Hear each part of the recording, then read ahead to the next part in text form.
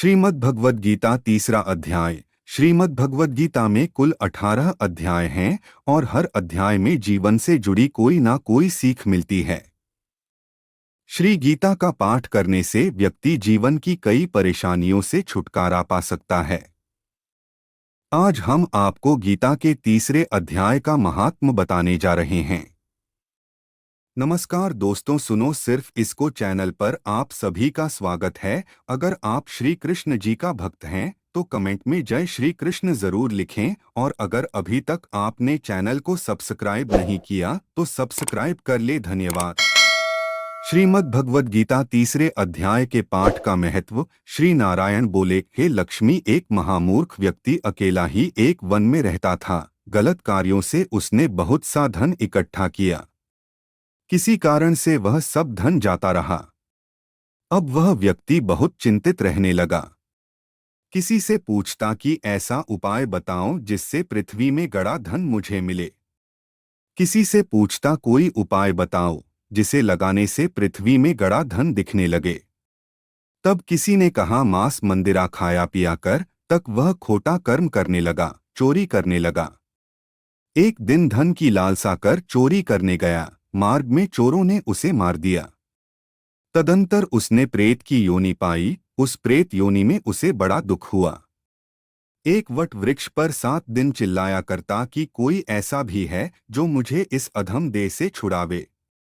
कुछ समय बाद उसकी पत्नी जो गर्भवती थी उसने एक पुत्र को जन्म दिया। जब उसका पुत्र बड़ा हुआ तो एक दिन अपनी माता से उसने पूछा, मेरा पिता क्या व्यापार करता था और उनका देहांत किस प्रकार हुआ। तब उसकी माता ने बताया कि हे बेटा, तेरे पिता के पास बहुत धन था, वह सब यूं ही जाता रहा। वह धन के चले जाने से बहुत चिंतित रहने लगा। एक दिन धन की लालसा से चोरी करने गए, लेकिन मार्ग में चोरों ने उन्हें मार डाला। तब बेटे ने कहा, हे माता, उनकी गति कराई थी। माता ने कहा, नहीं कराई। बेटे ने पूछा, हे माता, उनकी गति करानी चाहिए। मां ने कहा, अच्छी बात है।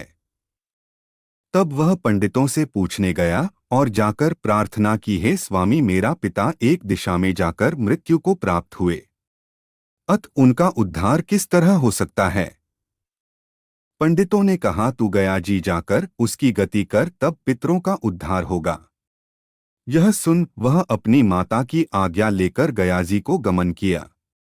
प्रयागराज का दर्शन स्नान करके आगे को चला। रास्ते में एक वृक्ष के नीचे बैठ गया। वहां उसको बड़ा भय प्राप्त हुआ। यह वही वृक्ष था जहां उसका पिता प्रेत्योनि प्राप्त हुआ था। उसी जगह चोरों ने उसको मारा था। तब उस बालक ने अपना गुरु मंत्र पढ़ा।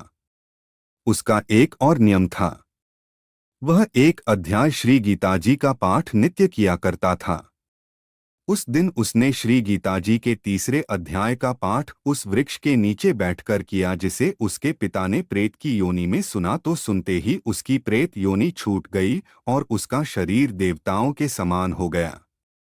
स्वर्ग से विमान आए और वह विमान पर चढ़कर पुत्र के सामने आया और आशीर्वाद देकर कहा, हे पुत्र, मैं तेरा पिता हूं जो मरकर प्रेत हुआ था। तेरे इस पाठ करने से मुझे देवताओं के समान शरीर मिला है।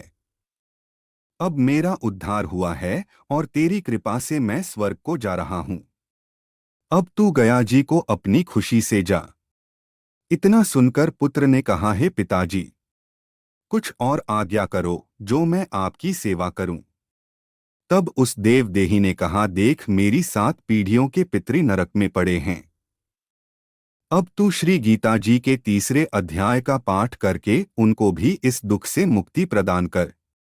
इतना वचन कहकर जब वह स्वर्ग को चले गए, तब इस बालकर ने वहीं पर पुनः गीताजी के तीसरे अध्याय का पाठ किया और सब पितरों को उसका पुण्य देकर बैकुंठगामी किया।